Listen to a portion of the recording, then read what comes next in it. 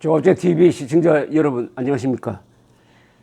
한국갤럽이 매주 발표하는 대통령 직무수행 평가에서 이번 주에도 지난주에 비해서 4%포인트 하락했습니다. 한 주에 4%포인트 하락은 폭락이라는 표현이 적절할 것 같습니다. 56%입니다. 56%. 전주가 60%고 전전주는 58%였습니다. 58%에서 60%로 약간 반등했다가 다시 크게 떨어졌습니다. 33%가 문 대통령의 직무수행을 부정적으로 평가한다 이렇게 나와 있고 11%는 의견을 유보했습니다. 성인 1,001명에게 물었고 플러스 마이너스 3.1%의 오차율을 가지고 있습니다.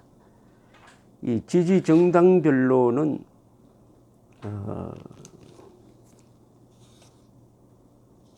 지지 정당은 역시 더불어민주당이 지지율이 떨어졌습니다. 지지율이 좀 떨어졌네요. 42%입니다.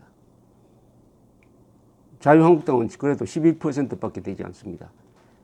이 바른미래당은 5%, 정의당이 15%로 자유한국당보다 높습니다.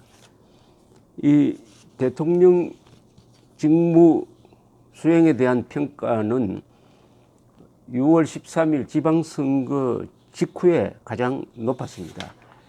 그때가 79%에 도달했었는데 이제 두 달 남짓 하면서 23%포인트가 폭락했습니다.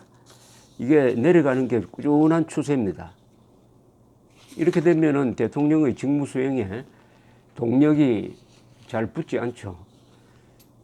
이 직무 수행 지지율 또는 부정평가를 이 지역별로 보면은 서울은 51%입니다. 잘하고 있다는 사람이. 문 대통령이 잘하고 있다는 사람이 51%. 인천, 경기가 58%, 대전, 세종, 충청은 56%, 광주, 전라도는 85%로 압도적으로 높습니다. 대구, 경북은 37%, 그리고 잘못하고 있다가 대구, 경북에서는 49%, 부산, 울산, 경남은 51% 잘하고 있답니다. 지역별로는 대구, 경북 지역만이 부정평가가 높습니다. 그리고 부산과 서울은 51%니까 비슷비슷해지고 있는 과정입니다. 남성 55% 잘하고 있다. 여성 57%. 연령별로는 50대 이후에는 부정적 평가가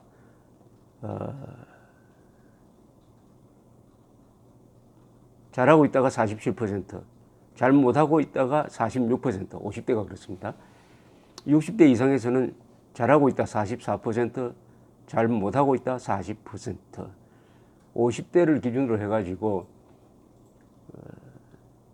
청장년층과 노년층이 확연하게 갈라지고 있습니다. 그 다음에 직업별로 보면은 이게 또한 흥미롭습니다.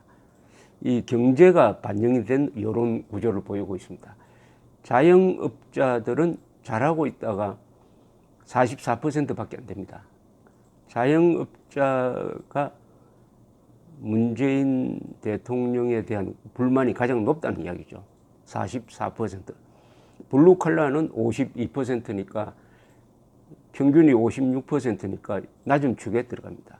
그런데 흥미로운 것은 화이트 칼라의 지지층이 68%, 그리고 학생 70%, 요 두 층이 가장 높게 나옵니다. 화이트 칼라면은 고소득 그리고 고봉급자라고 볼 수 있는데, 고소득 고봉급자의 문재인 대통령, 좌파 성향 문재인 대통령 지지율이 높다는 것은 아주 흥미로운 사실이에요.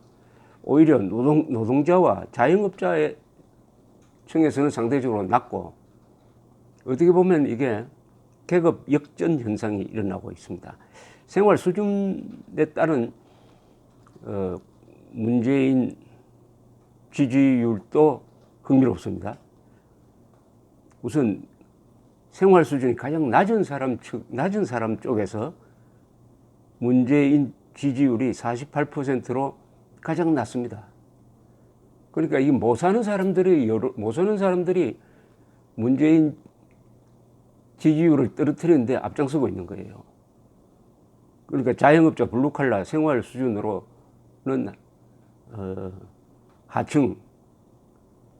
그런데 문재인 대통령은 이들을 보호하기 위해서 지금 최저임금 올리고 여러 가지로 일자리 만드는 정책을 집중적으로 펴고 있는데, 그 사람들 지지율이 가장 낮다는 것은 그 정책이 실패했다는 것을 명백하게 보여주고 있고, 이 실패가 어제 발표된 이른바 소득 참사 통계에서 나타나듯이 저소득층에서 1년에 비해서 16% 정도 소득이 감소하고 고소득층에서는 소득이 오르고 하는 것이 바로 문재인 대통령의 국정 수행 지지도에 그대로 반영이 되어버렸습니다. 참 희한하지 않습니까? 그러니까 문재인 대통령이 결국은 부자들을 위한 정책을 펴고 있다. 결과적으로는 저소득층을 희생시키고 부자들을 돕고 있다. 이런 아주 희한한 현상이 벌어진 것은 경제 원리에 반하는 정책을 펴니까 경제가 그런 이상한 반응을 하는 거죠. 이상한 정책에 이상한 반응을 하고 있다. 이렇게 보여집니다. 여기에 이념 성향별 통계를 내면은 지금 내가 보수라고 하는 사람이 한 22% 됩니다. 과거보다 한 거의 반토막이 났습니다. 중도라고 하는 사람이 31%, 내가 진보라고 하는 사람이 31%입니다. 중도 진보를 합치면은 60%. 한국 사회의 주류가 교체된 거죠. 내가 보수라고 하는 사람은 21%밖에 되지 않는다. 그리고 대통령 직무 수행을 긍정적으로 평가하는 이유로서는 첫째, 북한과의 관계 개선이 제일 높습니다. 18%.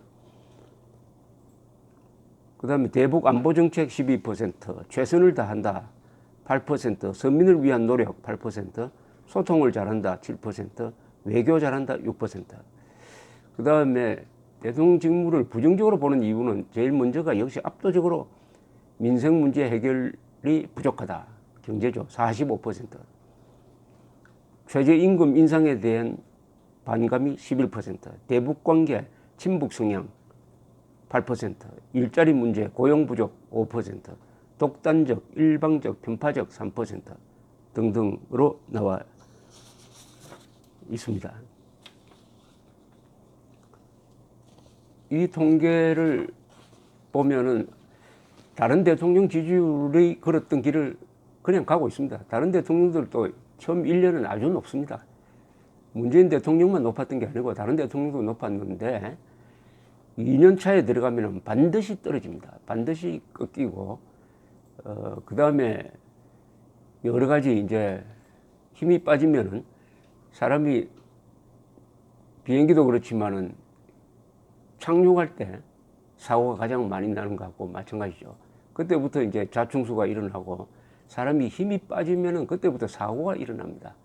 그런데 그것을 만회하기 위해서 무리를 하면은 또 더 깊게 빠져드는 경우가 있습니다.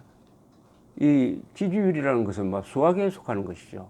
이것은 수치 있는 그대로 받아들이면 되고, 여기에 나와 있는 대로 문재인 대통령의 경제 실패를 바꾸려면은 간단합니다.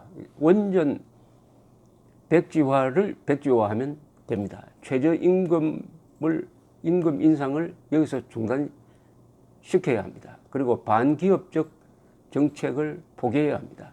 그리고 세금으로 일자리 만드는 정책을 포기해야 합니다. 그리고 요새 국민들을 분열시키고 있는 대북정책, 국민들을 분열시키고 있는 과거사 부정, 이것을 포기하면은 그때부터 아마 경제가 향상될 것이고 지지율도 회복될 것이라고 생각을 합니다. 그러나 이것을 결정할 수 있는 사람은 문재인 대통령과 그 참모들인데 이념적으로 매우 경직돼 있으므로 그런 궤도 수정이 과연 이루어질 것이냐 하는 것은 사실은 저도 의문입니다. 그러니까 보수는 분열로 망하고 좌파는 자충수로 망한다는 게 바로 그런 뜻이죠. 자충수라는 말은 남이 뭐 공격을 해서 망하는 게 아니라 스스로의 내부 모순에 의해서 자체 수정 능력이 결여되면 자충수가 생기는 것입니다. 감사합니다.